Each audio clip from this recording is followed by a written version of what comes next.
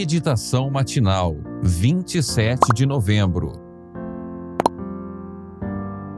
Carta no fundo do baú. Escutem, povo de Judá e moradores de Jerusalém.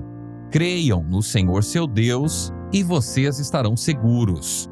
Creiam nos profetas do Senhor e vocês serão bem-sucedidos. 2 Crônicas, capítulo 20, verso 20. Em 1850, um homem de meia-idade chamado Stephen Smith e sua família se tornaram adventistas. Ele viajava bastante e sentia alegria em testemunhar de sua fé. Contudo, depois de algum tempo, afastou-se da verdade, tornando-se crítico da igreja e dos obreiros, especialmente de Ellen G. White e de seu esposo. Um ano depois, ele foi desligado do rol de membros, porque já não cria da mesma maneira que os irmãos. Ellen White teve uma visão em que Deus lhe mostrou o caso do irmão Smith. A visão revelava o perigoso caminho que ele estava trilhando e quais seriam os resultados se persistisse nele. Assegurava-lhe também o amor e a aceitação de Deus se ele se arrependesse.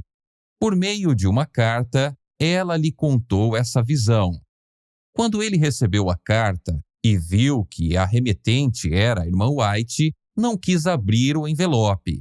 Jogou-o dentro de um baú e continuou com sua vida de rebeldia e criticismo, enquanto sua esposa e filhos permaneciam fiéis. Os anos passaram e Stephen Smith envelheceu. Correu então a notícia de que o pastor Eugênio Farnsworth realizaria reuniões de avivamento na igreja local. Stephen sentiu o desejo de ouvi-lo, pois o havia conhecido e visto crescer. Em um sábado pela manhã, o pastor Eugênio pregou sobre o surgimento do movimento adventista do sétimo dia, um movimento profético. Ao final, quando acabou o sermão, Stephen se colocou em pé e manifestou o desejo de voltar a pertencer ao povo adventista. Depois disso, ele se lembrou da carta que Ellen White lhe havia mandado e que ele colocara dentro do baú. 28 anos haviam se passado.